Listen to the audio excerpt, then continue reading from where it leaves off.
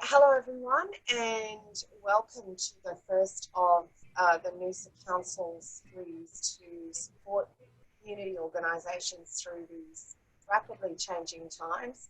This is a bit of a rerun between Adrian and I on the webinar that was held last night, just to get over some technical problems and to make sure it's easy for you to watch or listen to as possible.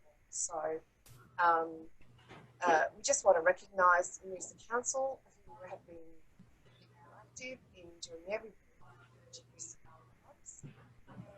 And I'll begin with Adrian, who's going to take us through holding meetings in these changing times. Hey, Adrian. Hi, how are you going, Leisa?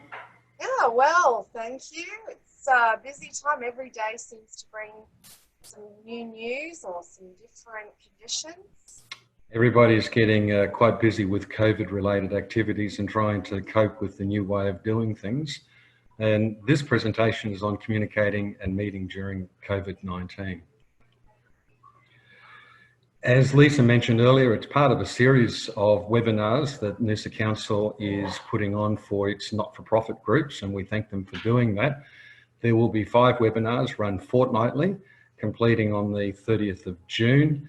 And the following webinars are Shut Down, Restart, Repeat, Managing Money and Laws in a Changing Framework, Is Our Strategic Plan Even Relevant Now? And then finishing up with the one that everybody wants to know more about, and that's Funding for Recovery.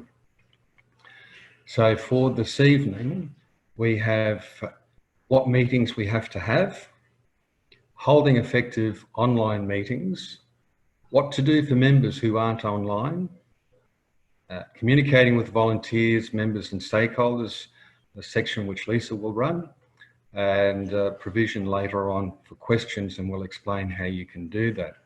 So this first session is on the holding meetings in COVID. So do we have to even have an annual general meeting? For those associations that are incorporated in Queensland under the Associations and Corporations Act, our usual circumstance is that we need to hold an annual general meeting within 6 months of the end of the financial year. However, under the COVID conditions, the Office of Fair Trading has issued a blanket coverage which says that we can have an additional 6 months from the end of the financial year, giving us all up 12 months in which to hold the annual general meeting. For those organisations that are registered as charities, you may or may not be required to hold an annual general meeting. Frankly, most of the charitable organisations whose constitutions I've had the opportunity to look at do provide that you need to hold an annual general meeting. However, under the ACNC regulations, you need only be held accountable to the members, and it doesn't prescribe you actually need to have the AGM. So I would suggest that you should check your constitution. Under the COVID requirements, however, everybody is going to be given an additional 2 months from the ACNC to hold their annual general meetings up until the end of August 2020. And then for those organisations which are registered as companies limited by guarantee under the Corporations Act, the usual provision is that you need to hold the annual general meeting within 5 months of the end of your financial year. Under COVID conditions, ASIC has advised that they will take no action in relation to AGMs that are held up to 2 months post their due date, and nor will they take action in respect of AGMs held using technology. We were saying that ASIC won't take action, but it's possible other parties might be able to do so if they consider themselves to be aggrieved. And at the same time, we were saying that not-for-profit organisations are unlikely to be exposed to any substantial risk. As at the 5th of May, the Treasurer has advised, commencing on the 6th of May, there will be a 6-month change to the Corporations Act, and that's going to allow companies to provide email notification to their shareholders or members in the case of companies limited by guarantee. They will be able to hold their annual general meetings online, and the directors will be able to execute documents using technology. So there's good clarification there, Leisa, as to the ability for companies limited by guarantee. That's a blanket coverage that's been extended now by the special powers given to the Treasurer under COVID-related activities.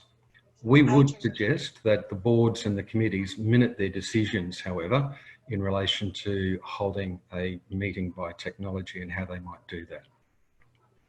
And that's advice that's hot off the press. So another good example of how things are changing almost day to day at the moment.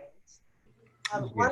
One of the things we were discussing in the first run at this webinar was just around technology and using technology, which I know you're going to cover coming up next. But I would suggest, thinking about, well, who could take action against us. It is going to be really important that if you're holding that AGM online, that you do have the ability, like we do here, to allow discussion. Because I think that there is a risk that even though things are changing, the framework around holding AGMs is an important one, which is the opportunity for your members to ask questions. And for some companies limited by guarantee, particularly, it's the only opportunity for members to ask questions. So would you agree that that's the case, that there has to be an answering question facility? Yes, I'd agree 100%, because the key issue here, and it's also mentioned in the Treasurer's press release, is that there needs to be the opportunity for each of the members to be able to hear and to be heard. So that implies that they should be able to ask questions of the board at the meeting itself, and not just have questions put to the committee or the board prior to the meeting. So yes, definitely a very important issue. Great. Adrian, I don't know if you've got a link to some of that information that we could provide to council. I can provide the press release to the council. It's only come out during the day on the 5th. So it is, as you say, hot off the presses. In regard to the technology and the systems that we might use for annual general meetings, most of the online systems will work equally well for holding an AGM or a committee meeting. Technology solutions additional to that can be made available for confidential voting, and these are usually at cost. And if anybody is in a position where they normally are required to have secret ballots, especially if they're having their AGMs with elections held prior to the meeting, then we can provide some referrals to a number of companies that provide that service. It is also worthy of consideration whether or not it would be easier to hold the actual election for your directors online prior to the meeting and then simply declare that at the meeting. But frankly, you need to consider your constitution and also what is your normal custom and practice. And if it's a very small club or association where you don't expect to get that many people attending the meeting, then I would suggest that you could probably still run your ballot at the meeting itself, again, depending on whether it's required to be ultra secret or not. And by that, I mean there are different ways in which secret balloting can be undertaken. Adrian, just another question there. What if we're an incorporated association working on an old constitution and it doesn't give us any provision for being able to hold it? What would you suggest is the right thing to do? Sorry, Leisa, you just dropped out at the end there and I missed the question. Oh, no problems. So what I was asking was your suggestion for how associations that don't have a provision in their constitution to allow them to use technology, what's their situation? So in relation to associations in Queensland, we would suggest that unless they actually have a prohibition written into the constitution against using technology, that they probably can. And the reasoning there is that the model rules in Queensland make provision for associations to hold meetings using technology, and absent something to the contrary, the model rules can be deemed to override the individual association's constitution. So in Queensland, for incorporated associations, provided your rules don't prohibit technology, we believe that you're entitled to use it. Right. And so that's AGMs. What about committee meetings? So committee meetings, we've had the question put to us, can we cancel future meetings even if the Constitution says we have to meet? And our opinion would be that no, you can't breach your Constitution, but face-to-face meetings at this time is difficult. So you should be still looking to consider whether you do them electronically. In the not too distant future, we'll probably be able to meet face-to-face, but social distancing will still be required at least for a period of time, and space might be a problem at the venue. Social distancing requirements in restaurants and the like, people meeting in close quarters will apply no doubt to association meetings as well. And you need to make sure that you meet the requirements for so many square meters per number of people in a particular meeting situation. So it's possible that we'll meet face-to-face in the not too distant future, meeting those social distance requirements. But a lot of people are still going to meet, I think, using online technology, especially for committee meetings. So they're a great way to go. Some people are meeting and having resolutions via email, and if that's working for you, then you could continue to do that as well. So some of the options for these online meeting platforms are listed here. We've identified a few for you. You could look at Zoom, Skype, Microsoft Teams, Slack, GoToMeeting, and Facebook streaming. They're all free and easy to use or have low cost options. And of those, I would suggest that Zoom, Microsoft Teams, and GoToMeeting are the ones that the majority of organisations are using at the moment. And products like Facebook streaming, Skype, and Slack are more likely to be used for very small, intimate meetings, and especially for instant messaging or instant meetings. Adrian, I thought I would share with everybody some costs. So I had a quick look last night. Microsoft Teams, of course, has a free version if you're running Office 365. Zoom, if you want to use the paid version, which gives you a little bit more functionality, is $20 a month for up to 100 participants. And GoToMeeting is around $1,000 a year, but also for unlimited meetings. So I suppose it depends on your budget and what you're looking for. And of course, I think that there's still probably low-cost options if you consider room hire costs, travel costs, and the like. It will all just depend on the circumstances of individual organisations. And whilst I'm not familiar with some of the others, I know, for example, if you have a paid subscription to Zoom and you want to have more than 100 people in a meeting, then you can upgrade for a month and perform that webinar and then downgrade the month after, as I understand it. So there's some flexibility there as well. That's absolutely true. So in terms of our online meetings, you need to look at which communication channel will be right for you. And as we've just mentioned, there are a few out there, some at no cost, some at low cost, some with flexibility on what you have to pay. And you will find that there are good training systems available, either provided by the company itself or by simply Googling things and having a look at YouTube. Most of them are fairly intuitive and easy to operate. So it's a case of jump in, have a play, see which one's going to work for you. When you're thinking about your actual meeting, make sure that you keep everything structured yet simple. Preparation will be the key. And we think that you need to spend a little bit of time with your chairperson to ensure that they've got the appropriate skills to be able to manage an online meeting. We're finding that it's not quite the same as managing a meeting face-to-face. So we need to prepare the chair for that particular circumstance.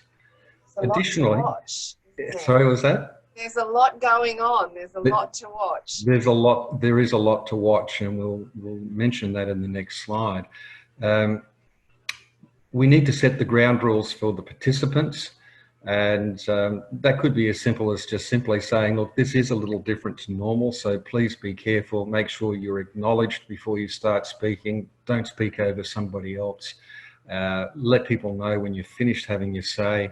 And then normal boardroom or committee meeting protocols will apply in terms of being respectful of other people and the participants. So as we get ready for the actual meeting itself, make sure you send out clear joining instructions.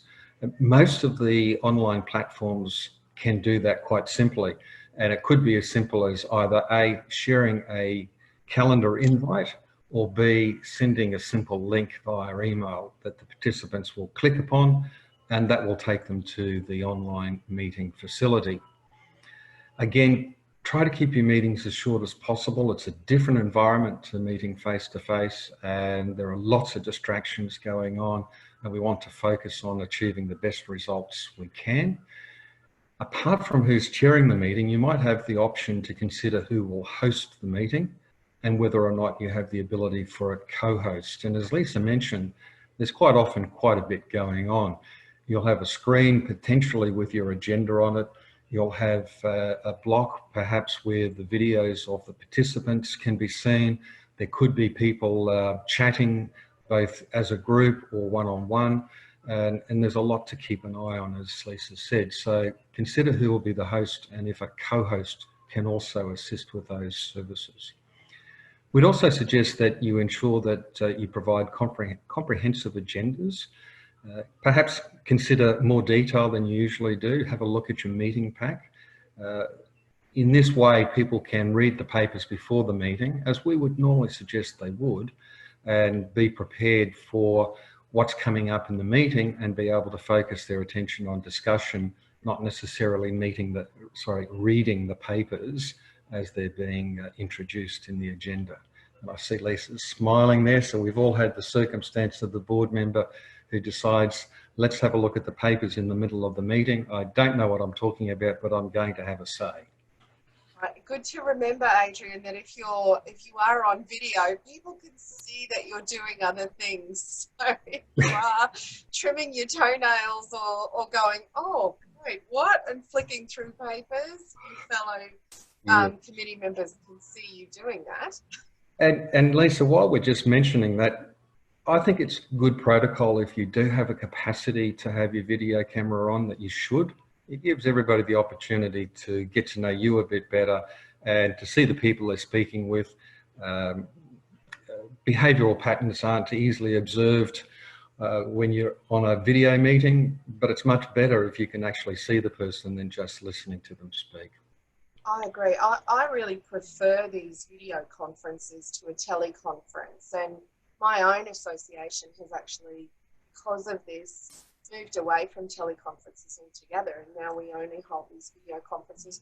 Not everyone likes to be on video, but what I like about it as a meeting participant is just what you were doing then. You said, you know, I can see Leisa smiling. You can see how people are responding to proposals and debate and suggestions, and that's what I like about it. I think it's a better solution than a teleconference. Yes, I would agree. So moving on, during the online meeting, the chair or the co-host will note any apologies in the attendance. Most of the online platforms will have the capacity to identify who has logged on, and you should be able to simply obtain that information or do a physical roll call. I mean, I think that's always great because it immediately engages your committee members or your members in the process. Check that you've got a quorum. Can't participate with the meeting and continue if you don't meet your minimum requirements there. Suggest the participants print a copy of the agenda and the papers. And you don't need to do this, but at this point in time where a lot of people are not used to dealing with online meetings, it might just simply be a little easier for them to have a hard copy there they can refer to. And of course, we would have hoped they would have already read the papers. And we suggest that you think about screen sharing. This can be a little bit complex if you're a beginner. Both Leisa and I have identified that as you're the host or sharing your screen, things on your laptop don't quite look the same. Perhaps the toolbar has been moved to a different location, so you need a little bit of practice with this. And it can also reduce your visibility of who's participating on the cameras. But from a participant's point of view, it's handy to be able to see something there as to the agenda, or in this instance, the PowerPoint presentation. Adrian, what I would observe that we found out the first time that we did this webinar live was that actually having access to multiple screens is very helpful. This might not be financially available to every club, but you know, the difference between Adrian, where Adrian is presenting and where I am, is that I've got 3 screens. So I'm sitting in front of you know, a whole range of windows which help me see more clearly. That's very difficult to do on a laptop, something to think about. But then there's also difficulties at the moment in getting the actual equipment that you need for these meetings. So there's long delays on the delivery of webcams, and monitors don't exist in many of the places you normally go to buy them. So do you have a budget for your club, and you think that meeting online is the future for the next couple of years at least, now would probably be the time to look at investing in some of that extra hardware, don't you think? Certainly, if you're the organiser or a host, having the additional screens can be very helpful. I'm a bit of a Luddite. I like to just work with my little laptop, and provided that's working for me at the moment, I'm sort of probably going to stick with that. But I would suggest that you consider where you're going to position yourself for the actual presentation or the participation in a meeting. You need to try as far as possible to reduce external noise, and if possible, have some reasonable lighting so people can actually see your face. Now, Adrian, before we move on to communicating with our members, there was a great question in the first run at this webinar from we had about 30 participants online at the time, and it was a question around the handling of proxies. And this goes back to probably AGMs rather than meetings. So the question was around, how can you handle the complications of people voting via proxy? And then a further question from that, just around, is it possible to have hybrid meetings where you might have some people that are in the room, some people that are online, and again, how do you manage the complexity of that? Thanks, Leisa. Firstly, if it's at all possible, you might consider not having proxy voting. It could be something in your constitution that you might like to consider for the future. Having said that, most organisations most likely still have facility for proxy voting, and this comes down now to looking at the preparation. You need to think this through quite carefully. What is it likely to mean? If you have a deadline for when proxy votes are required to be received by the office or the chairperson or the secretary, then you might consider bringing that deadline forward somewhat to enable you to have a little bit more time up your sleeve to ensure that you fully understand who has voted, who has given their proxy to whom, and how they have voted, so that you already have an understanding of the way in which the vote is going on a number of things.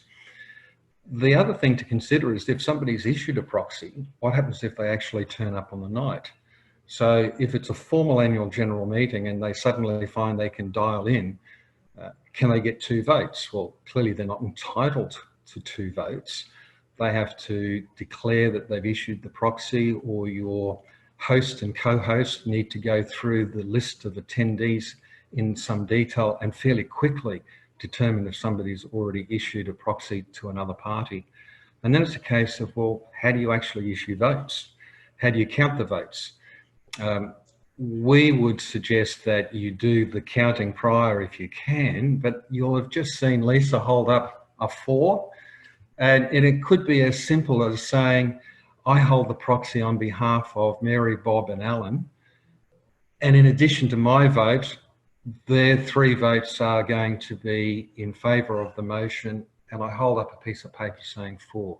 Now that's very informal, but it can work quite well with small groups. So again, you need to think through the issues as they apply to you and how you might be able to deal with them. And we'll share our details after the conclusion of the webinar, and if people have got specific questions they'd like to put to us, we'd be happy to provide some assistance.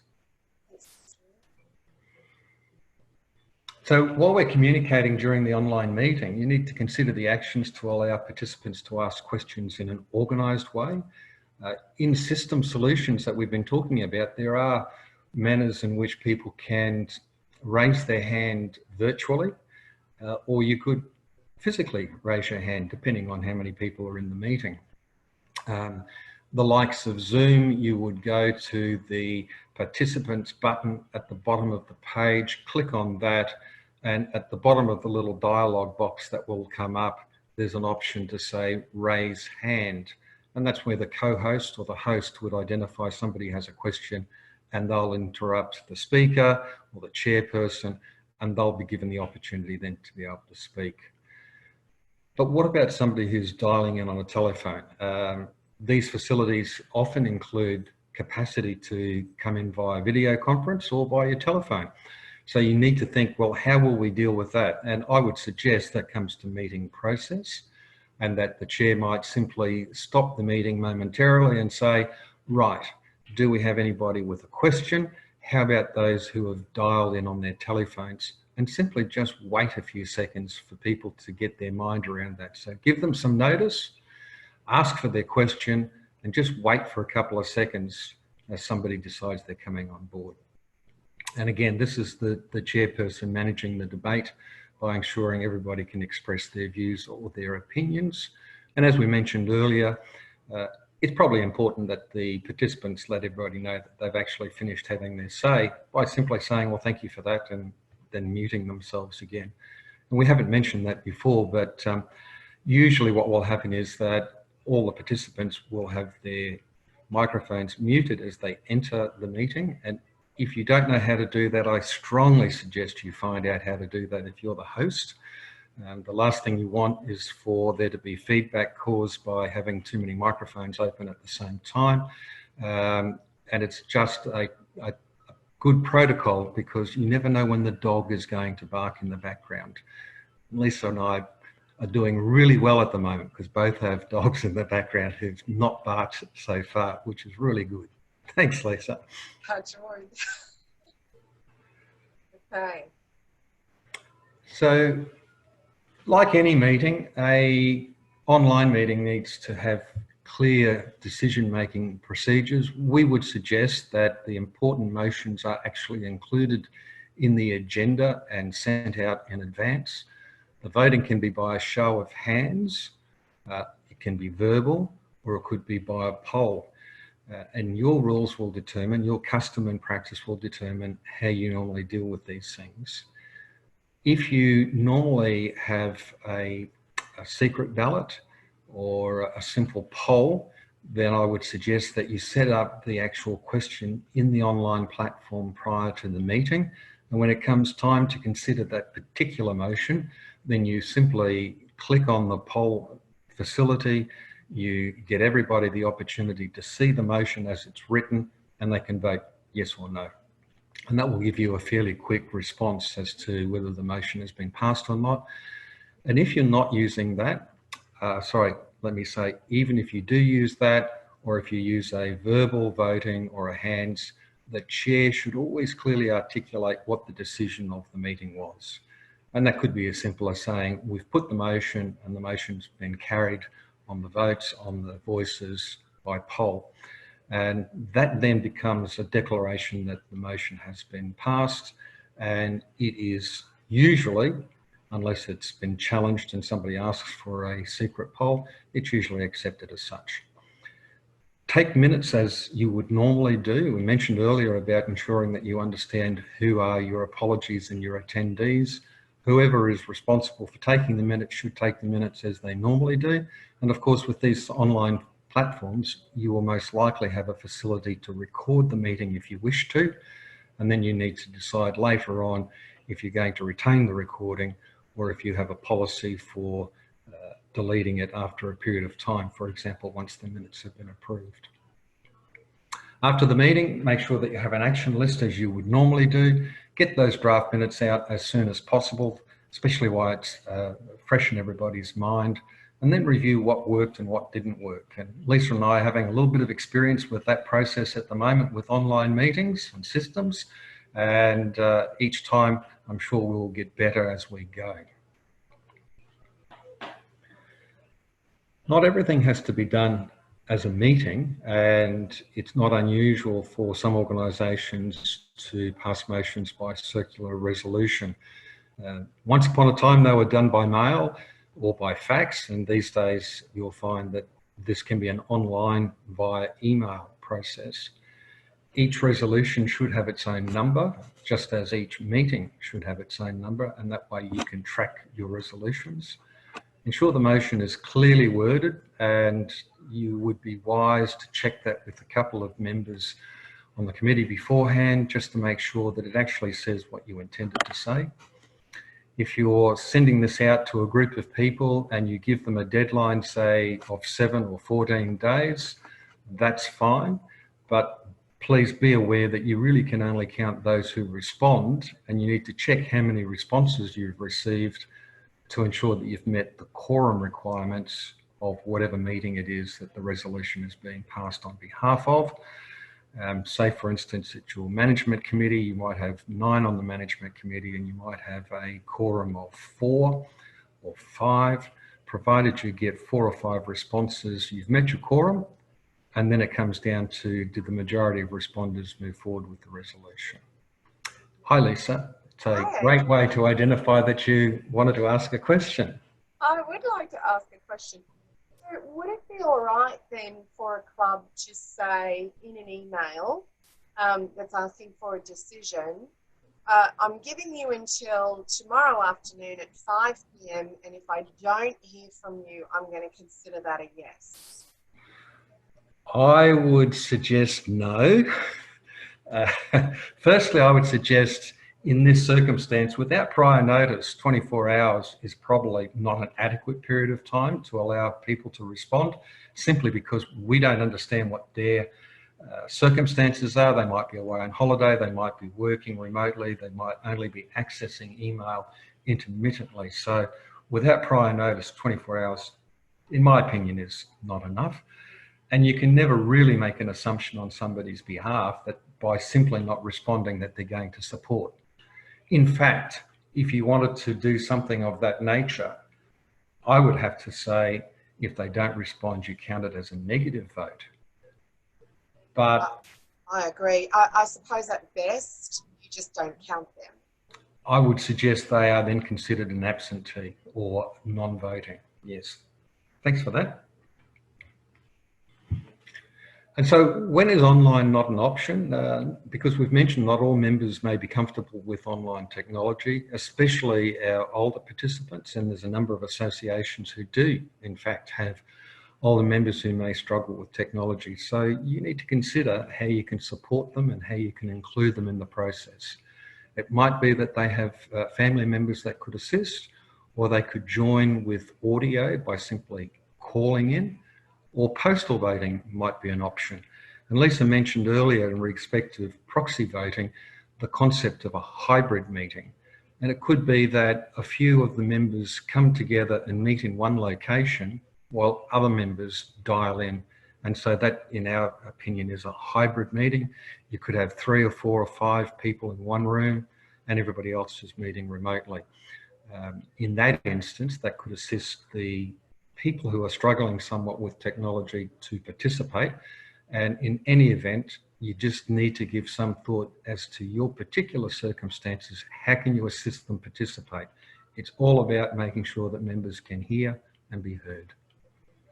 Adrian, I like the idea of, when we open up a bit more, having hybrid meetings where we carefully consider who is more familiar with technology, and they might join from home, so that the people who struggle with technology they may all meet physically, with social distancing, and there's one person there who knows how to handle technology. But that's actually, I think, a really good and important discussion to have, because it also occurs to me as we move forward, I think even I'm still making this mental leap that when we open up, it will go back to normal. But of course, there may always be for the next years or months, people who have to self-isolate. And so, this could be something where there's always one person or another person who can't physically attend. So I think hybrid, on reflection, is more likely to be the way of the future.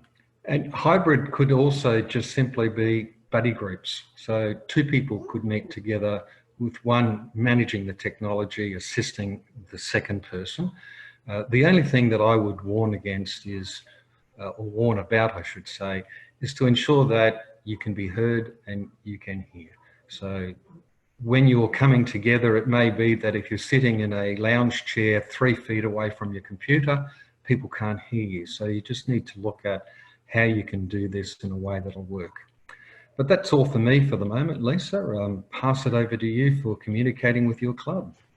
Thanks, Adrian. Well, I just really wanted to take this opportunity to discuss with clubs how everything that's going on is probably affecting our volunteers and our members. So during this time, I think we do have to be quite careful and considered about how we're communicating and what we're communicating. And as you'll see, I believe, and I think most of us agreed last night, that people are generally more stressed, and that we see that and we even feel it ourselves. We were certainly stressed last night, when the technology goes wrong. I think it even adds to stress, and then that could affect decision-making processes. No, I'm not listening properly because I didn't realise that there were all these complications. So just being mindful of that, being kind and considerate about that, rather than just jumping in and saying, well, you're getting it all wrong. It's terrible. There are, though, some things that I'd like to point out to all community organisations, just to keep an eye on our members. One of the things, one of the lessons from big not-for-profit at the moment is that when you really can't provide activities or services to members, what's become increasingly important is maintaining the relationship.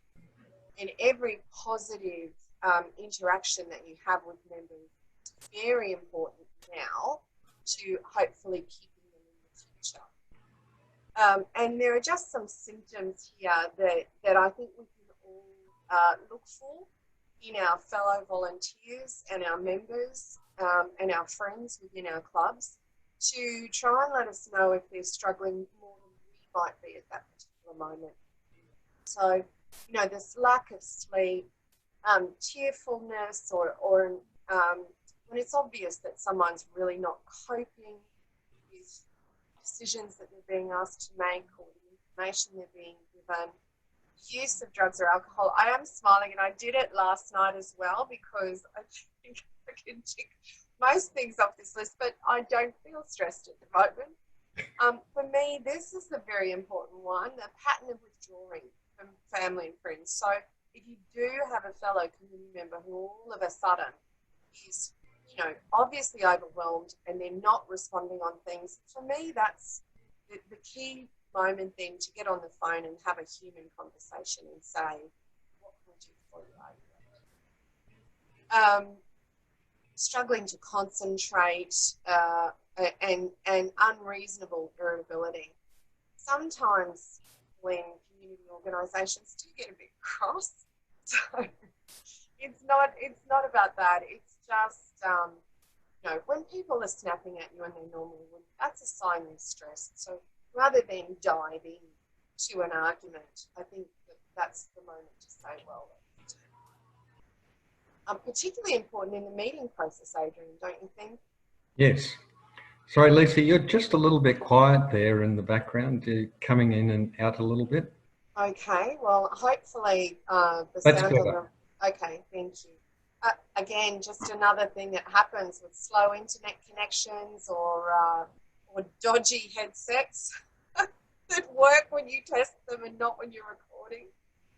Um, okay, so it's just I think important also to understand that everybody's in a slightly different situation. You know, in our clubs, some of us haven't lost our jobs, and so we don't have the same financial pressure as perhaps other people who have lost their jobs. Some of us, I think, certainly might be at home, two people trying to work at home with three children trying to be educated at home.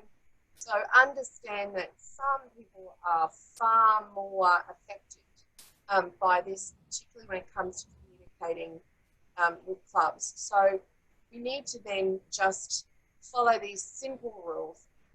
Really think before you send something out from your club, is it relevant? So rather than feeling that you have to send something out every week, reconsider and say, well, if it's no new information, if it's not really relevant, they're probably getting it off the national news, then we don't need to send it. But if it is relevant, is your message clear and simple in the way that you've sent it? And are you only sending it to the people in the club that need to get it?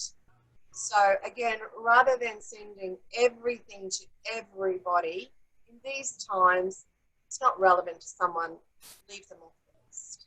That's a really good point, Lisa, because I know personally I've been bombarded with emails from multiple sources where I'm effectively being told the same thing. And so from my club, I really want to get targeted information about what's relevant to me and my relationship with the club or the association.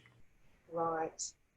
And right now, I think stay focused on the really important relationships. For me, they would be in a council facility, stay in touch with council, listen to what they're telling you about their rules.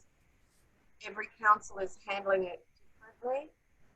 Remember the funding agencies, levels of state government are also important, and most of those people, the health department, as Adrian mentioned at the beginning of the webinar as well, as another key contact, all of those bodies are trusted sources of information. So again, just being careful of that curating information and not falling into the trap of sending out something that looks legitimate and finding out after you sent it, there's a lot of blowback from the members that it wasn't really the right thing to say.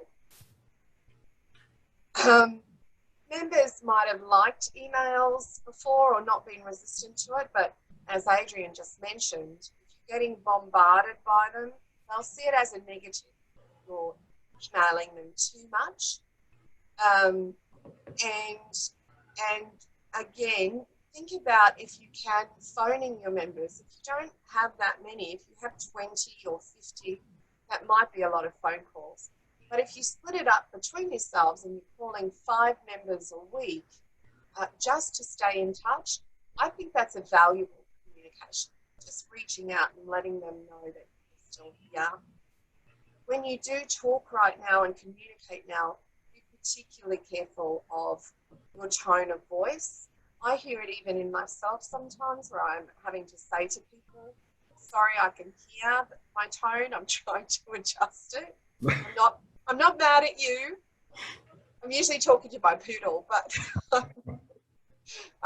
so just being really careful around that, because you're not in the same room as these people. So I think it's even it's a time of even more danger of misunderstanding people's intent.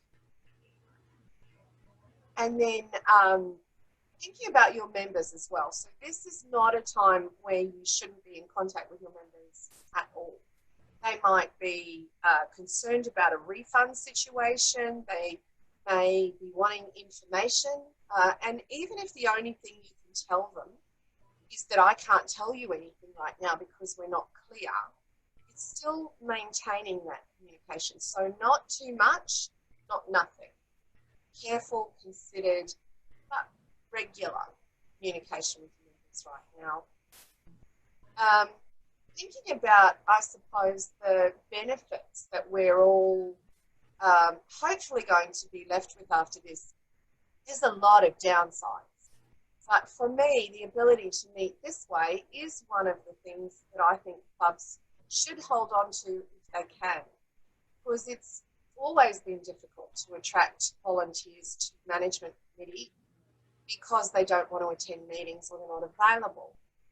And this could be, once we've got our clubs all very used to and comfortable with this technology, why not continue to meet this way? Perhaps you'll never, in your club, perhaps you'll never have meetings together in the same room. Maybe you will if you like it, but, or maybe you'll have someone who could be a fantastic vice president but can never make a meeting because of travel. Be another great opportunity.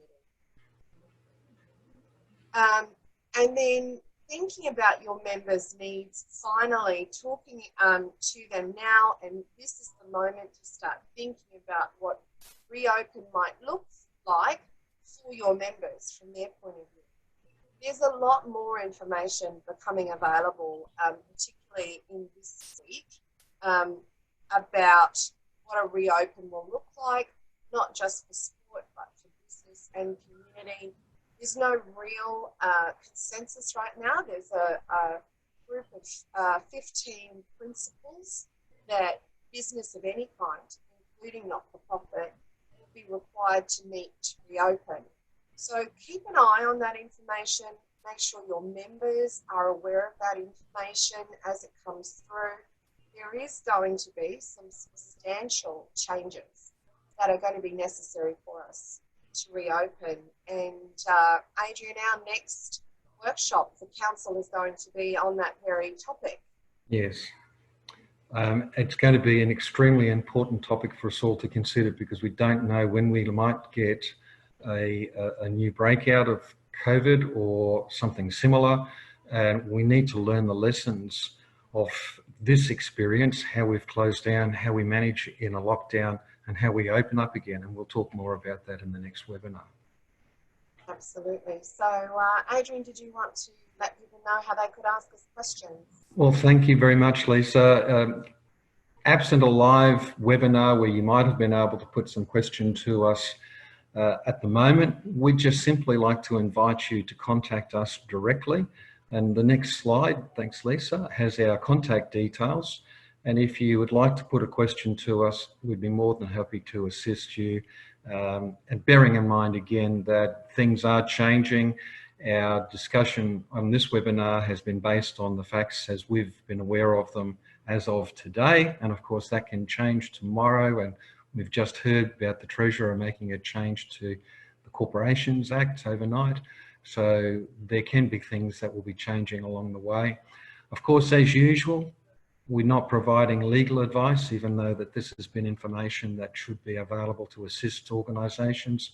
This has come about from Leisa and my combined experience working with the not-for-profit sector over 30 years each, and our experiences as running associations, as association managers, and being engaged on boards ourselves as directors and honorary chairpersons. All right, well, thank you everyone. You know, both of us wish you the very best during this period, and with this great multi-month almost program from Noosa Council, you'll have the opportunity to help us guide you through, I think, what is very challenging 2 or 3 months' time as we get reset, and we'll see you in a fortnight. And as we say, bye for now. Bye for now.